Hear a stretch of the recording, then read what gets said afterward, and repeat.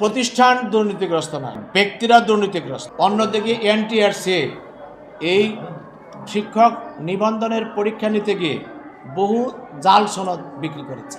NTRC এর সৃষ্টি হয়েছে শিক্ষকতা পেশায় আসতে ইচ্ছুক ব্যক্তিদের পরীক্ষা গ্রহণ করে সনদ প্রদান করার জন্য, নিয়োগ দান করার জন্য নয়। তথাপিও তারা বিগত কয়েক বছর সাধারণ শিক্ষক নিয়োগ দিয়ে আসছে।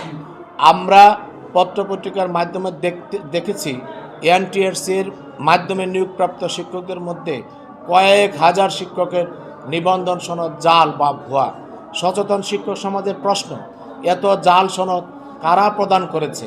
যে প্রতিষ্ঠানে জাল সনদ হয় সেই প্রতিষ্ঠানের মাধ্যমে প্রিন্সিপাল, ভাইস প্রিন্সিপাল, প্রধান শিক্ষক, সহকারী প্রধান শিক্ষক নিয়োগ দিলে কতটুকু স্বচ্ছ হবে এবং তারা শিক্ষার উন্নয়নে কতটুকু ভূমিকা পালন করতে পারবেন?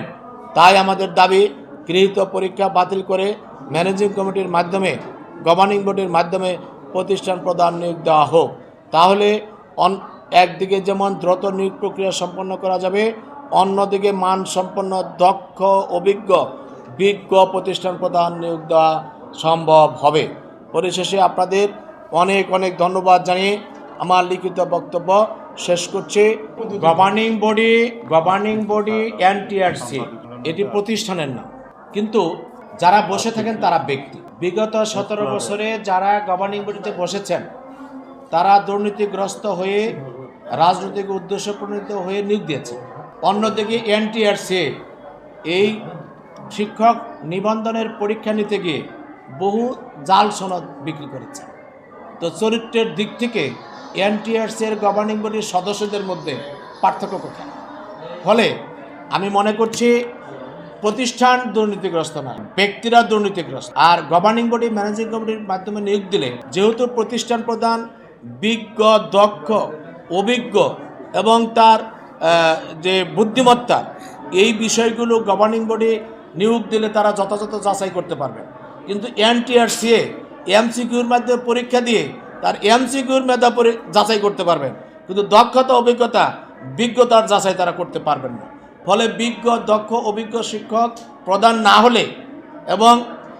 না হলে প্রতিষ্ঠান পরিচালনায় দক্ষতার স্বাক্ষর রাখতে পারবেন না এবং শিক্ষাক্ষেত্রে তেমন সফলতা আনতে পারবেন না।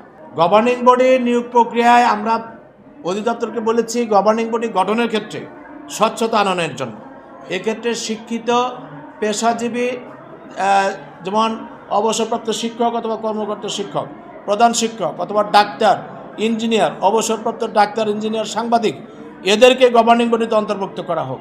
যাকে তাকে যেন গভর্নিং বডিতে অন্তর্ভুক্ত না করা হয়। আমাদের প্রস্তাব হচ্ছে নিয়োগ গভর্নিং বডি, ম্যানেজিং কমিটির মাধ্যমে হোক। তার আগে ওনারা গভর্নিং বডি স্বচ্ছতার সহিত যোগ্য, বিজ্ঞ, দক্ষ লোক দিয়ে যদি গভর্নিং বডি, ম্যানেজিং কমিটি গঠন করা হয়, তারপরে যদি নিয়োগ করা হয়, সেক্ষেত্রে অবশ্যই ভালো দক্ষ শিক্ষক প্রদান নিয়োগ করা সম্ভব হবে।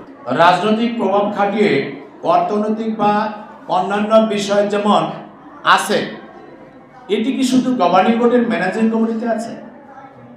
বাংলাদেশের প্রত্যেকটি ক্ষেত্রে রন্ধ্রে রন্ধ্রে চিত্র আছে। এই যে জাল সনদের কথা বলছি, অধিদপ্তর বলেছেন জাল সনদ, এগুলো কি কোনো ন্যায়, সৎ অফিসাররা প্রদান করেছেন?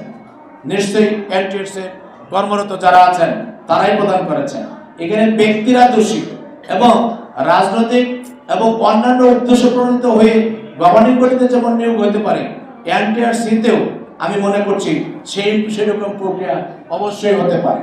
ফলে এনটিআরসি অপর্যাপ্ত দক্ষ লোক নিয়োগ দিতে পারবেন না। গভর্নিং বডি যদি গঠনের ক্ষেত্রে শিক্ষিত পেশাজীবী ডাক্তার, ইঞ্জিনিয়ার, সাংবাদিক এদেরকে সম্পৃক্ত করা হয়, সেখানে রাজনৈতিক প্রভাব বা অন্যান্য কিছু খাটিয়ে অতীতে 17 বছরের মতো যাতা নিয়োগ দিতে পারবে বলে আমি মনে করি।